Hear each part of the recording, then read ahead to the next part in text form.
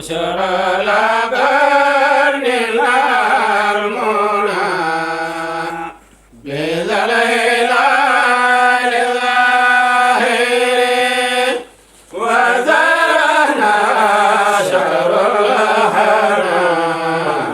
أهلا به من زائر يا حسنه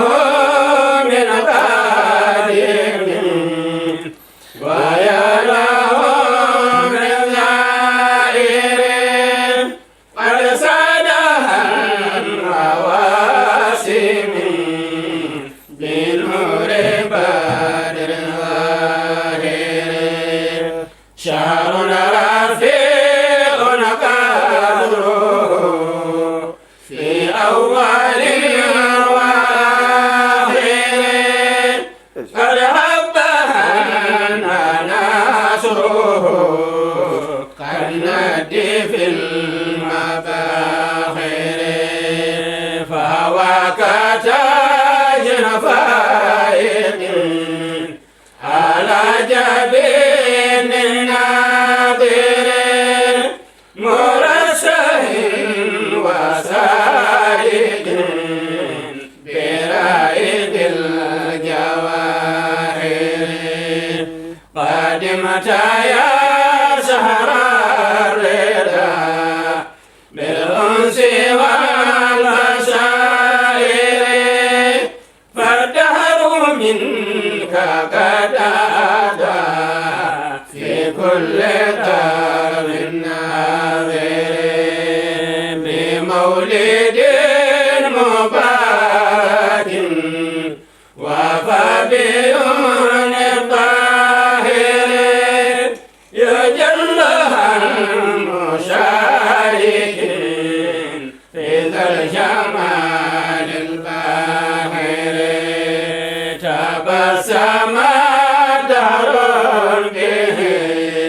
بكل زان ظاهر كأنه من طيبه ينم بالأنابر بمن سما إلى السماء لأعلم سرائر بأمره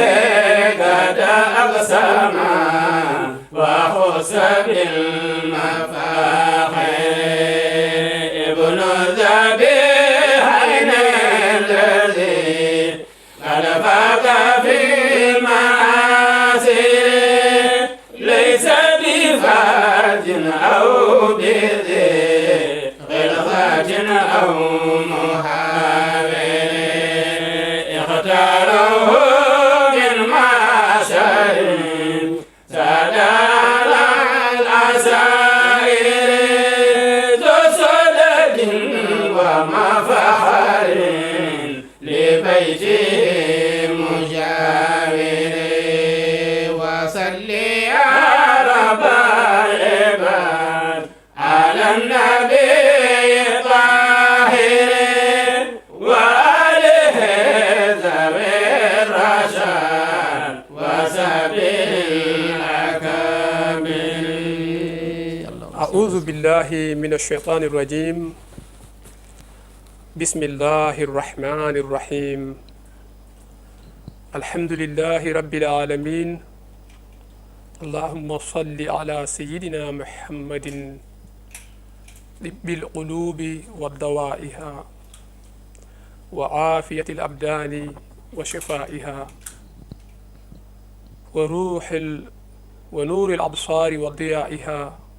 وقوت الأرواح وغذائها وعلى آله وأصحابه والتابعين لهم بإحسان إلى يوم الدين. bandiraɓe yiɓiyankoɓe ayaw meɗen Pini TV ha tengti e émission meɗen oɗo konngol l'islam mo mbaɗeten ɗo e ayaw he kala ñalawma aljuma so tawi oɗo saaha yonti. caggal nde min jetti Allah min juule e nelaɗo makko Muhammad sallllahu alayhi wa sallam miɗen calmina on miɗen juuro on. holko woni sababu hande e ɗeɗo daaɗe belɗe ɗe nanton nde wonno sikke ala sen nani ɗeɗo daaɗe ma wood e gure meɗen gure diine ɗe ganduɗa haqqillaji meɗen ina jaaha toon ɓeɗo ko almuɓe goto e dokke meɗen goto e maccuɓe Allah mo Allah moƴƴani moƴƴini moƴƴirani leydi ndi walla Fuuta meɗen walla aduna o fof ngam woodedemo woni honon ceerno Mahmoudou Abdoullahi Ka walla mbiya ceerno Madiahate Ka goto mo Agname Siwol holko woni sababu jonde nde hande sikki ala eɗen gandi ñande 29 lewru ndu gonɗen ɗo ndu woni décembre 2025 oɗo ha e ñande 20 walla mbiya ñande 19 et 20 mo paaɗen oɗo ko ziyar mo wowi waɗanede kala hitande ɗum woni sababu eɗen gandi ɗo e seeremɓe meɗen eɓe gari yewtande en ko fati e ceernaji o e ko fati e ziyar o ene to banggue meɗen nana ɗo ceerno Abdoullahi Ba hono noon banggue ñaamo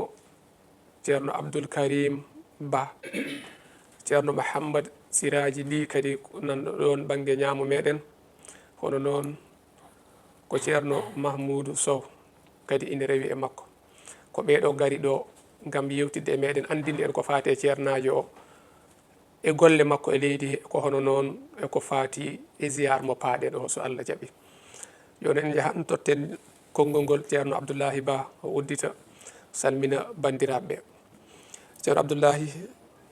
bisimilla calmodira e bandiraɓe yeɓiyankoɓe a yawo ngol marhaban bik cheikh Mouhammad Siraji Anne min calmini dendagal yeɓiyankoɓe ayango Pindi TV caggal wiide alhamdulillahi rabbil alamin wassalatu wassalamu ala ashrafil mursalin سيدنا ونبينا وحبيبنا وشفيئنا ومولانا محمد صلى الله عليه وسلم وبعد تقل يتودي على جود رسول صلى الله عليه وسلم يتودي جنابه سيرمبه يتودي كدي سببوجي ها مولن جودا دو e oɗo plateau tedduɗo nurɗude huccodirde ɗeɗo jesse nurɗude ceerno Mouhammad Siraji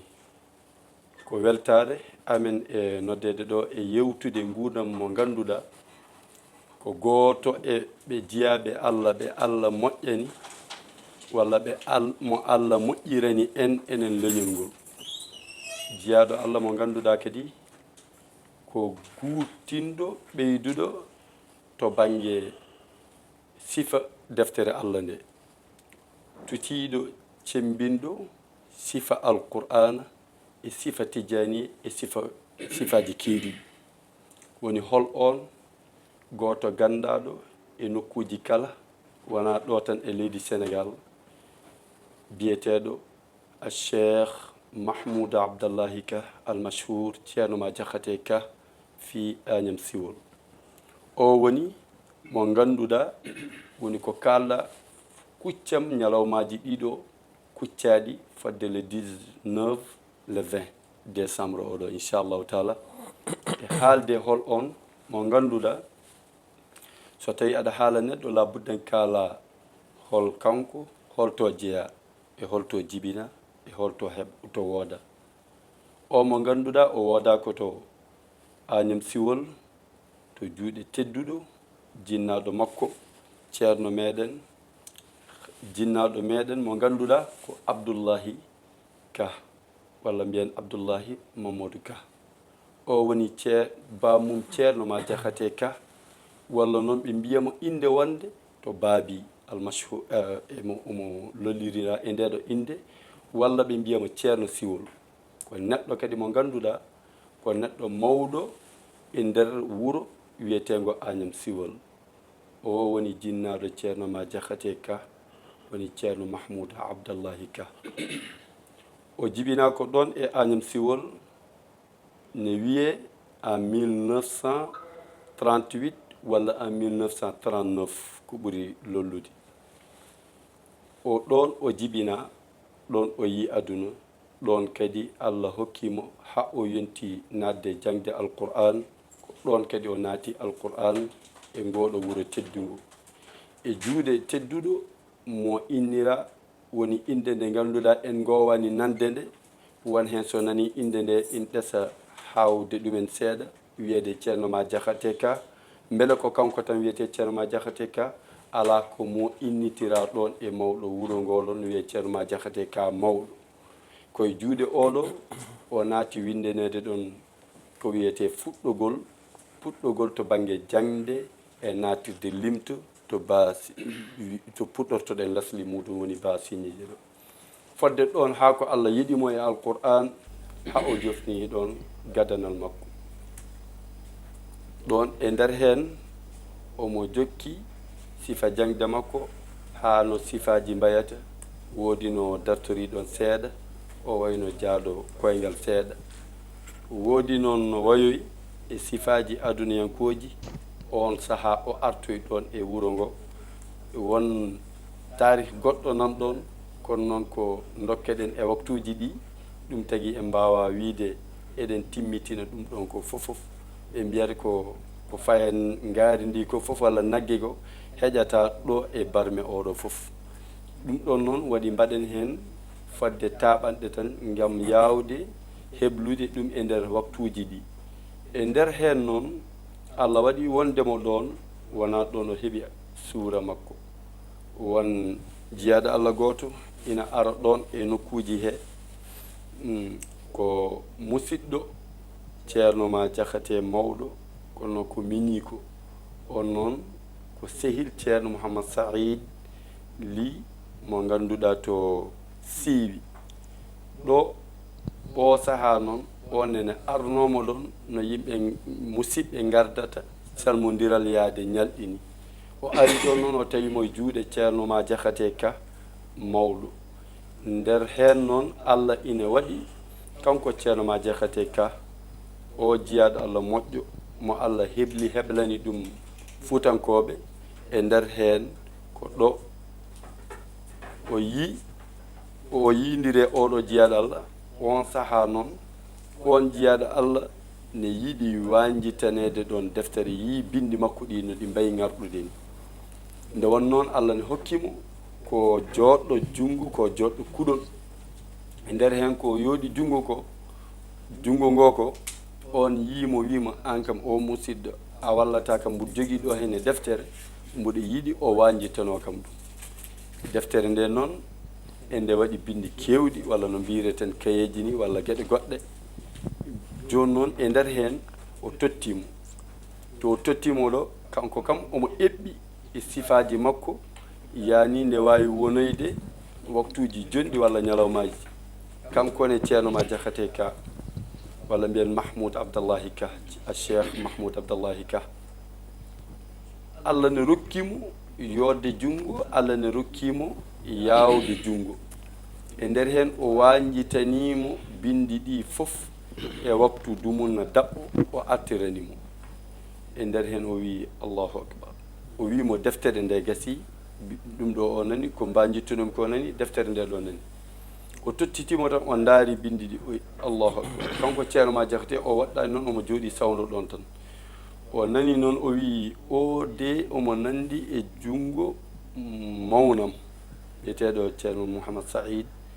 Ly mo siiwi tan noon ndeysan inde nde naati ceerno ma Diakhaté Ka joni noon Allah waɗi noon no nani ɗum ni ɗum hedde ɓernde makko eɓe jokki noon yewtere Allah waɗi noon o yewtidi ɗum e ceernajo o wi kanko de omo yiɗi jokkoyde e mo haali ɗo on sahaa noon ɗum woni sababune makko yaade siiwi nde jiiɗa kala huuɗe ina jogii sifa baɗowo ɗum ni woni o jokkoye jungo ceerno Mouhamad Saïd mo Ly woni ko bandiraɗo to ceerno meɗen ciloñ ɗo ceerno Abdoul Qadir Ly mo ciloñ koɓe galle goto way taw koɓe mawniraɗo e miniraɗo kanko siiwi o jooɗi e nder heen Allah wallimo o jokki ɗon defte fodde ko jokkata ɗon ha yani fodde ko jogori hebde ɗon ko o jokki kadi e jungo ceerno Ibrahima Oumar Dia one ko to Tumbut toon o jokki one kadi fodde ha o naate ha wonko tonni hen on wiimo oɗo saaha noon ɗo defteram nde haaɗi Allah waɗi noon fodde deftere makko nde ko ɗo haaɗi kanko mo jogii himme towɗo e yidde jokkidde fodde ko fuɗɗi e haɓato Allah waɗi o laakta won sifa won jeyaɗo Allah gooto on e jogii deftere nde o naniri ɗum noon Allah waɗi on e hoore mum ne wona e yolde faade laawol o habrondiri on o yiitidiri on noon wiimo andamo tottatamo deftere mo anda sabu so tottima deftere mo anda o anda holno heɓirtirta o wimo joni ko ni baddeten e nder sifa mo ganduɗa mbuɗo wawi rewde ma kala to dartiɗa to ñallinɗa foof on saaha min walla saɗa heblo aɗa juula walla ɗum ɗo mi ƴetta deftere nde mi wona e wanjitade sa hebritima gayni a jokki ɗangal ma min mi aboma ni o waɗiri ha o timmitini deftere nde o heɓti ɗum o ari o jokkiti ɗum e haɓat e on saaha nde wonno ko saahaji defte cattuɗi ɗum tagi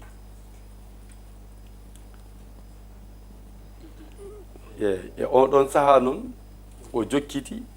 woni ɗum ɗo woni silsil mo ganduɗa to jokki faade e jeyaɗo Allah ɓeeɗo kam woni seeremɓe makko sen jiiɗi tongude e artude makko ɗon fodde nguunam makko. Yo a jarama ceerno Abdoullahi Seydi Ba a haali ceernajo o to yi aduna ewa 1939 de 1939 1938 39 ayo e to jangge eywa e himme makko a holliri kadi haala ma e himme makko e gandal nde wonno on saaha ko jamanu mo ganduɗa defte mbeɓani eyyi saabu yimmirde gandal e yidde gandal jarani jomum kopisorade ni sifa mo kaalirɗa o eywa ko noon ma en gartoy kadi e moɗon ha joni kaalen caggal gandal makko kankone ruttugol gandal ngal e ɓiɓɓe fuutankoɓe kono haade nden inchallah musidɓe almuɓe ɓe ko en jahanto mabɓe kadi wooda goɗɗum koɓe gaddani en so Allah jaaɓi ceerno Mahmoudou Ba e ceerno Mouhammad Siraji Ly سقاك الله سرا بساره وظل قدر فوق كبير سيرك سقاك الله سرا بساره وظل قدر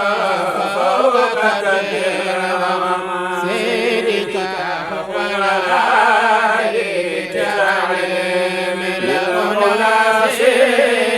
ويكشف علم الشكال سيدك هو العالي من الأناس ويكشف علم الشكال سيدك هو الرجاء المستقيم الناس نور من العود المصالح سيدك هو رجاء المستقيم الناس نور من العود المصالح سيدك تدرسنا بعلم الذي فصاحب تذكرنا دين النبي سيدك تدرسنا بعلم الذي فصاحب تذكرنا دين النبي سيدك سياسي دلائل سخي مبين الرحل شيخ سيدك جزاك الله خيرا من رضاه وأجب عنك شرا من ما شاء الله yo Allah yoɓon moƴƴere hono noon eywa caggal en gimmima to ari e aduna e jangde makko hankadi paaɗen ko ruttugol gandal ngal o jangi ngal caggal muɗum e ɓesgu fuutankoɓe eywa keɗotoɗen hen ko ceerno meɗen Abdoul Karim Ba ceerno Abdoul Karim eywa caggal a salmini bandiraɓe yeɓiyankoɓe Ayaw Pine TV kalna en kadi ko fati e gandal ngal ganduɗa ceernajo o jangguini ɗum ɓiɓɓe fuutankoɓe ɓe o jangguini so tawi ene anda. assalamu aleykum wa rahmatullahi wa barakatuhu. aleykum assalam wa rahmatullah. alhamdulillahi rabbil alamin wassalatu wassalamu ala ashrafi almursalin سيدنا وحبيبنا وشفيعنا ومولانا محمد وعلى آله وأصحابه أجمعين. تقل سلمين دندانغال جيبو بيني تي في يتودي الله جولد إن لا الله صلى الله عليه وسلم nde tawno joƴƴini en ɗo ko hunde mawnde kadi kaalaten kadi ko hunde mawnde ɗum waɗi so yi joni nde tan a andat hen waɗi nuuru ko mawni haalate ɗum noon kaalaten koko faati e ceerno ma jahate ka radiyallahu anhu mo ganduɗa so en darima eɗen ɗum kaala gila subaka ha nangi muti en mbawa gasnude e tawno ko maayo noon sa ñalli hostude gila subaka ha nangi muti a wawa gasnude ko seeɗa tan jubbata hen. ceerno ma jahate kam woni guurɗo e l'islam, kam woni daraniɗo l'islam, kam woni daraniɗo alqur'anul karim. nde tawno sen ƴeewi gurdam ceerno ma jahate fof ko jangguinde qur'an. sa ƴeewi ibnu barre o wi ko wa ba'd fa anna ilma alqur'an ajmalu ma bihi tahallul insan. jangde qur'ana ɓuri moƴƴude kala neɗɗo kono suɗoro kono ñantoro kono wiire oɗo ko joom martaba jogade gandal qur'ana e diine qur'ana ɓuri moƴƴude. ceerno ma jahate no jogino ɗum. te kadi ceerno ma jahate kam kadi woni wa khayru ma allamahu wa alima wastamala alfikra lahu wa fahima. kam woni mo ganduɗa ɓuri moƴƴude ko qur'ana te qur'ana kala kaɗa gollire qur'ana gollirta. ceerno ma jahate qur'ana gollirta. te ceerno ma jahate kadi ko qur'ana o golliranno kala ko micco ko qur'ana o miccotono kala ko faami kadi qur'ana. ɗum noon e jangde garaten koye mbiɗa ko ceerno abdallahi machallah woodi ko haali hen ko heewi ko ganduɗa hay ɗum en paamana kono en paami. ceerno ma jahate e gurdam makko mbiɗen ko sunna nelaɗo allah sallllahu alayhi wa sallam e jangguinde alqur'an. janngingol alqur'ana noon ina jogii sifaji kewɗi kono heno sifa makko ene saɗi yiide ceerno siraji. kam tan janginta almuuda te kadi e nder janngingol he o yiɗat ko yo almuuda o waaw. haɗa neɗɗo ina janngina almuuda yidde fawtade almuuda o walla almuuda o arema ina janga kono a toppitta ko no janngirta ne heewi yo Allah dandu en. kono ceerno so jangginima ceerno o yiɗi ko ya waaw. o yiɗi kadi ko sa waawi kadi ko ya janngin kadi ko ya moƴƴin. ceerno ma jahate e gurdam makko omo jangginanno alqur'ana e kaɓirgal. te kadi somo janngina alqur'ana e kaɓirgal ngal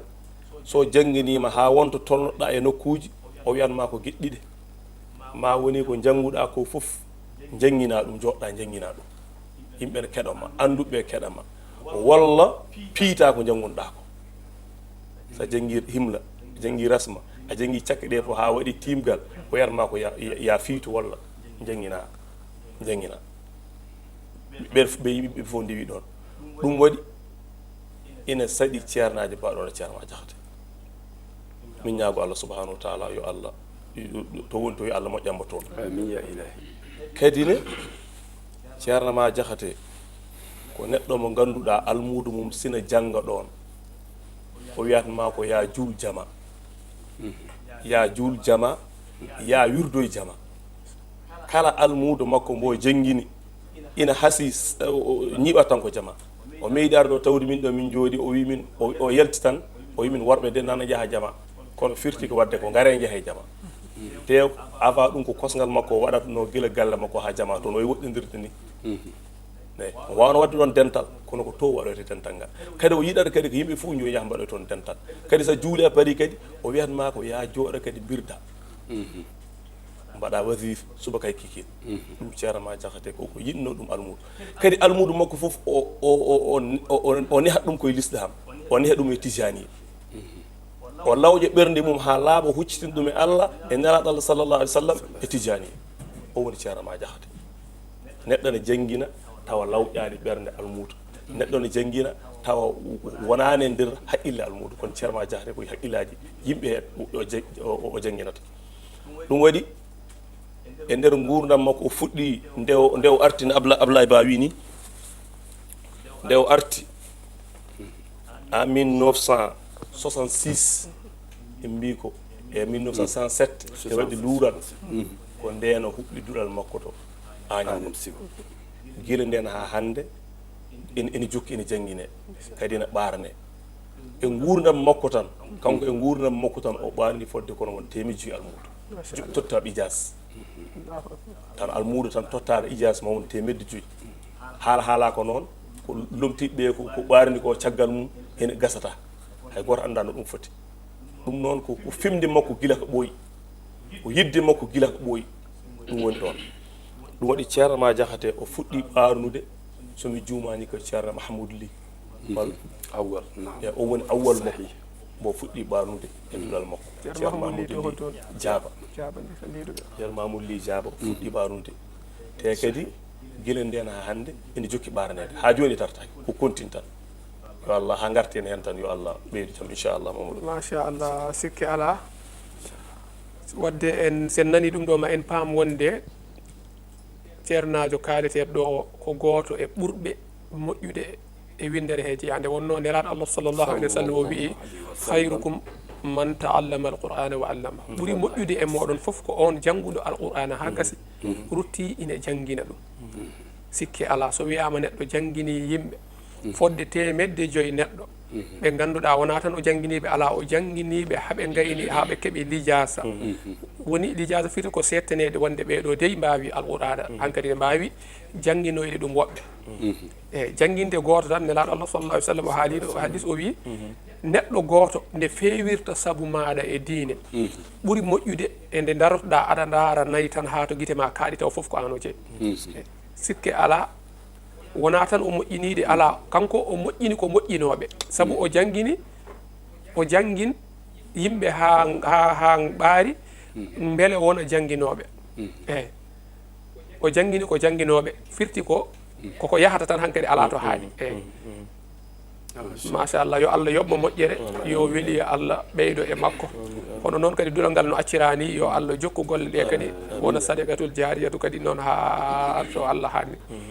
eywa ha joni ma en gartu inchallah ceerno Abdoullahi kaalen ko fate ziyare ɓe anda ɗo holko woni mujibe muɗum manam holko woni sababu ziyare o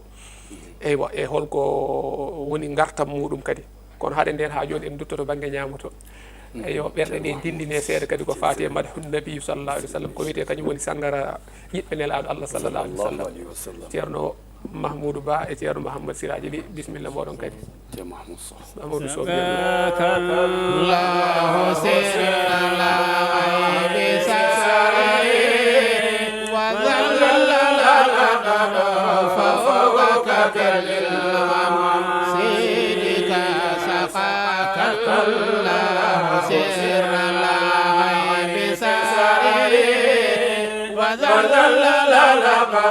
فوقك بالغمام سيدك هو العالي بتعليم المناسس ويكشف المعاشك سيدك هو العالي بتعليم المناسس ويكشف المعاشك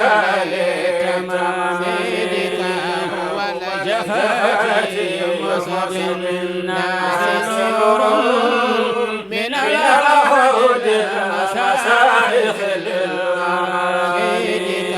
هو الجفاة يوسف الناس نور من الهود المشايخ للمريد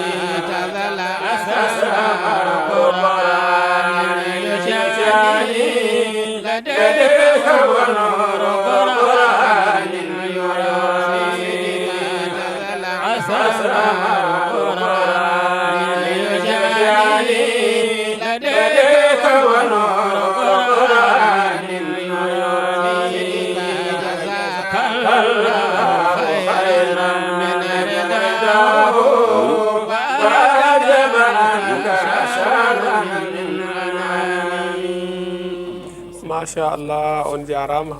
so neɗɗo nani ko kaalaton ko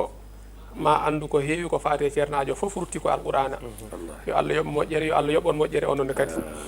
eywa ceerno Abdoullahi ha joni en jokkane yewtere nde joni noon sikki ala le 19 oɗo mo paaɗin e le 20 ko ziyar makko caggal golle makko ɗe o gollani fuutankoɓe ɗe o gollani julɓe enenne eɗen jettamo hay so tawi en mbawa wadde ko handi kanko guetoɗen kam wadde fodde meɗen eywa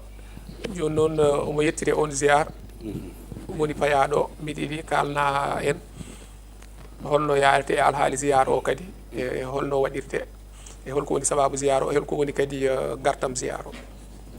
alhamdulillahi rabbil alamin artude ko namdiɗa ko min jettuma no feewi e kadi gam fartange rokkude en ko wayni gam wawde kadi haalde hen programme ko woni ziyar men o e ziyar oɗo jiyaɗo Allah nde wonnoon ka ɓurra iyanke ka neɗɗo moƴƴo ɗum tagui paaɗa ɗon ɗum tagui noon eɗen jetta Allah no feewi eɗen jetta Allah no feewi ziyar o kam ko le 19 le 20 no mbiɗa ni kono immotoɓe ɗo e Dakar délégation mi fedde almuɓɓe ceerno ma Diakhaté Ka e gardugol ceerno Ali wondude kadi ceerno Abou Sow ceerno Mouhamadoul Mansour mo ceerno ma Diakhaté Ka kañumne koye délégation wondi koye fedde he wondi ko ndeɗon fedde to Grand Madine ɗo jooɗoto to galle ceerno Mahmoud Ba ko ɗon kadi mbaynortoɗen délégation keddiɗo goɗɗo o one kadi waynoto ko to Pikine inchallahu taala immete ɗo ko le 18 hawrat koye jeudi inchallahu taala 6h du matin 6h30 waɗa convoqué yimɓe gara 7h30 yimɓe mbaɗa départ inchallahu taala so immama ɗo en jettima toon ɓe bismima en ko aljuma o on saaha yimɓe juuloya juma o garta paya hadara juma so artama noon on saaha noon yimɓe keblito kadi huccande asulu o e wadifa o foof so gasoyi juulama gueeƴe artama foftama 22h on saaha ko nden yimɓe payata to banggue hirde nde kaala hen kadi gurdam ceernajo saabu kalɗa ko hol gartam ziyar o saabu gartam ziyar o woni ko fodde ceerno ma Diakhaté Ka ko rendiɗi fodde guure ɗeɗo walla leyɗele ɗeɗo ko wayno Sénégal Mali Guinée Gambie ɓeɗo foof koye makko nokki ɗum ɗon noon fodde ɓeɗo noɓe mbayi e makko ni ɓe gandodirani waɗe ziyar o wawa anditede e wadde kadi science to banggue kadi famde mana mujib ziyar o ko pour kadi ruttude mo teddugal fodde ko gollani alqur'ana ko fodde almuɓe makko ɓeɗo foof ɓe ndenda e yiɗɓe makko ɓe fodde kadi Agname Siwol naɓe no kebliri ɗum ɗo e coɗaynaɓe e dendagal wallidiɓe mabɓe ɓeɗo foof goni arɓe heblude ziyar o ɓeɗo goni wallodirteɓe hen ɓe jiyaɓe Allah kadi moƴƴuɓe ɓe Allah hebli kadi ɓen goni ɗowoɓe e ballodira e men woni ko no honorable Farba Ngom eɗen ñagonoma kankone yo Allah ɓiltumo toon e dow jaam wondude Mouhamad Seck wonde Mouhamadoul Mansour Bousso e dendagal woɗɓe waɗoɓe hen juuɗe mumen tawa peññinani tawa ina goni hen Sadou Samba Ka e woɗɓe fofof dendagal kadi almuɓe ɓe eɓe mbaɗa hen fodde baɗe mabɓe haqiqa gam tammade golle ɗe gam ɓeydade andinde yimɓeɓe hol ceerno ma Diakhaté Ka ni woni sifa oɗo woni ko kalɗen to banggue keblogol meɗen ziyar o inchallahu taala machallah wadde yo Allah tawnu en eyyi joni noon ñande ziyar o ñande aset o holko heewi waɗede hen so yimɓe mi taƴi ɗon seeɗa so caggal hirde nde gasi juuloyama salatu artama foftama seeɗa on saaha noon yimɓeɓe poftoyo kaccito on saaha duttito to ziyar duttito zawiye to zawiye o noon waɗa dendagal arnoɓe tawtorteɓe immiɓe nokkuji goɗɗi ɗi foof ɓe kawriya to 9h so hawrama to 9h on saaha yimɓe jooɗo gona e rendinde dendagal silkeji garnoɗi toon ɗi woni kawis goto mo ganduɗa fodde kawa andude oɗo jeeɗo Allah no gollinari alqur'ana Allah ne hokkimo teddugal ha o daara fodde ɓesgu makko nguuɗo ngu gartugue makko kamil goto feccete ɗon so kamil o feccama ko kawis Allah mo jiyata a yiyat tottaɗo ɗerowol haade makko wiide omo jangga sa goɗɗo wima mi heɓani peccon ɗerowol ngol o jangga hello o jangga hello fodde o wiye noon yo sowe fodde laabi jeeɗi walla ko ɓuri ɗum e nder oɗon sahaa tan waktu oɗon jiiɗa noon fodde kadi kaamilaji dendinaji fodde ujunnaji walla ko ɓuri ɗum ko wayno yasinaji alqur'ana ko wayno salatul fatih ko wayno latifaji hizbu sayfi hizbul bahri e dendagal gueɗe kewɗe e oɗon saaha rendine so rendinama duwe so duwama imɓe immito ɗon sanga 11 pata to ziyar to woni caali to on saaha basuji ɗi to kebla to waɗe cérémonie officiel o oɗon saaha noon ceerno Alassane Sow e dendagal wallidiɓe makko ɓe jooɗo ɓe bismo dental ngal kono noon soɓe jooɗima ɓe bismo dendagal arɓe ziyaro ɓe kaɓrodire mum e autorité ji arɓe ɓe ɓeɗo foof ɓe tawta ko ni woni sifa ziyaro soɓe jooɗima ɗon noon ɓe bismodire mabɓe ɓe kaɓrodire mabɓe ha waktu o gasi on saaha ko tisbar so juulama ɗo woni cakugol ɗo woni ziyaro o gasi ɗo woni timmi machallah ɗon noon min taƴanima seeɗa e salminde e yettude khalifa makko lomtiɗo ceerno Mamadou ceerno ma Diakhaté Ka wondude mini ko ballidiɗo makko woni ceerno Hamme Ka e ceerno Mouhamadoul Mansour e jinnaɓe makko ɓeɗo tato jinnaɓe mabɓe ɓeɗo ɓe guurdi ɗon e galle ceerno Cheikh Ka mawɗo e ceerno Mamadou Abdoullahi Ka wondude ceerno Hamme Ka ɓe goni jinnaɓe mabɓe kono khalifa makko lomtiɗo ko ceerno ma Diakhaté Ka wondude mini ko ballidiɗo makko ceerno meɗen ceerno Hamme Ka eɗen calminaɓe eɗen juuroɓe kadi nde garaten sa en kabrodiri mabɓe ñagadeɓe duwaw e ñagadeɓe kadi golle ɗe nde Allah rewnata ɗum lawol eɓen calminma eɓe juuroma eɓe nodduma duwaw assalamu aleykum wa rahmatullah machallah yo Allah yoɓ moƴƴere sikki ala kala nanɗo ɗum ɗo walla jeɓɗo émission o ma faam ko ziyare o yahata eno yarete sa yeehi toon a namdata ko made gasata walla holko faya sikki ala ma andu tartibe o so ɗum ɗo immama ko ɗum ɗo rewata hen eywa yo Allah hokku en yaade toon e jaam e wadde ziyaro Allah kadi jaɓana en eywa yimɓeɓe foof ine nodda toon nde wonno bani adama o an ka gollowo tan innaka kaadi hun ila rabbika kadhan fa mulaqihi kala nde pinɗa koye tampere gonata kala nde pinɗa koye golle gonata aɗa ɓeydo ɓallade Allah sa gollani ko moƴƴi tan ma gollu ko moƴƴani sa waɗani ko poɗɗa wadde tan mbaɗata ko a fotani wadde wadde ko poɗɗa wadde ko waɗ ɗum ko poɗɗa gollude ko moƴƴi ko gollu ɗum wadde nde wonno yaadu ko yeyete tan nde arte kala to moƴƴere woni yimɓe sene jaaha yaade mabɓe nde wonno neɗɗo sa yaadani e moƴƴuɓe tan a yaadani ɓe moƴƴani sa yaadani e yahoɓe to Allah yahoɓe to deftere Allah yahoɓe to yimɓe Allah a yaadan e yahoɓe fettoyde bal walla yahoɓe goɗɗum walla goɗɗum e goɗɗum e goɗɗum aha wadde sikke ala kala nanɗo ɗum ɗo yo tinno yaha beele jeeye e nden fedde woni wiyeteɗe fedde yahoɓe to Allah eyyi sa jeeyaki hen tan ko banggue goɗɗo paaɗa so juuliyoni Alaji Mamadou Seydou wiyanno yaadu e juuloɓe sa yaadani e juuloɓe firtinde Allah noddi maccuɓe muɗum ɓe an o noddanima o wima ko ya jooɗo wata ar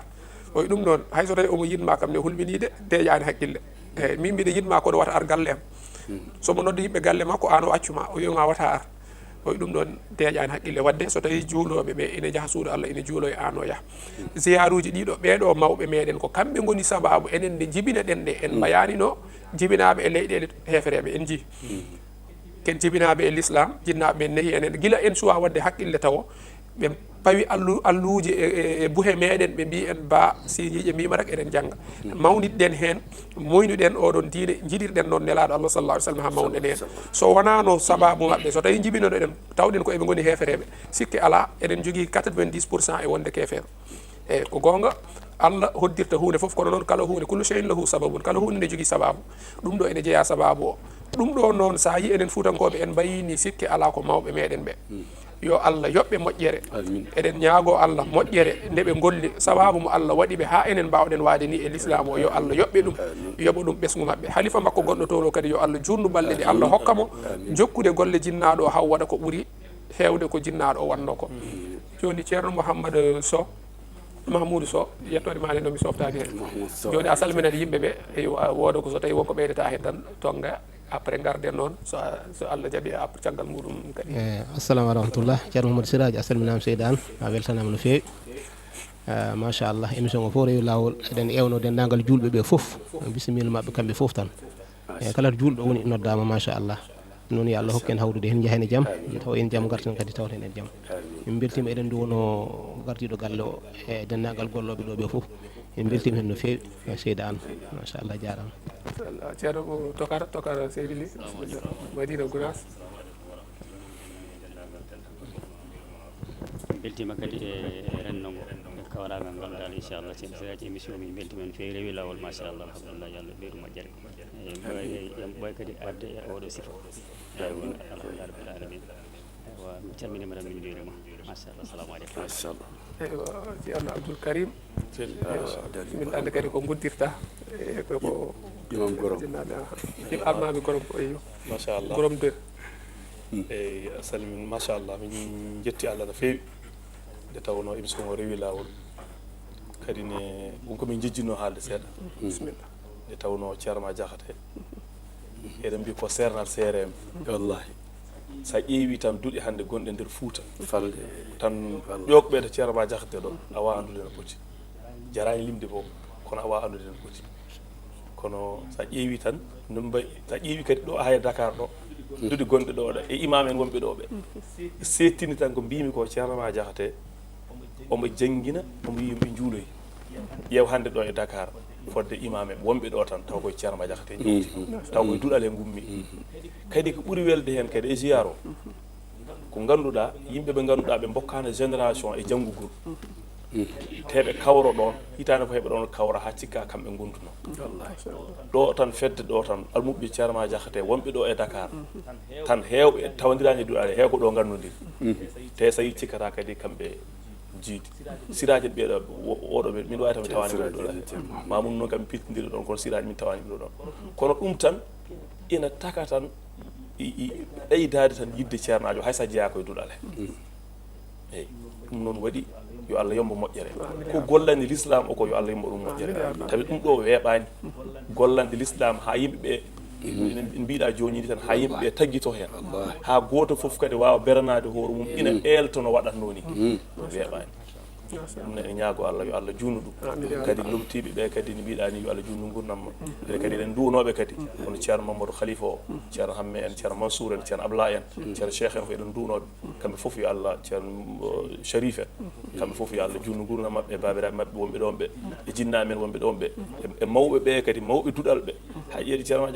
no hawni kamɓe ko lomti ko fof ko mawɓe duɗal ɓe goni mawɓe duɗal ɓe aluɓe mawɓe soɓe gari ɗon kamɓe lomtototo ceerno ɗo wonannoɓe hay ziyara o ko ceerno Alsane en keedate ceerno Cheikh Kanele ɓe goni mawɓe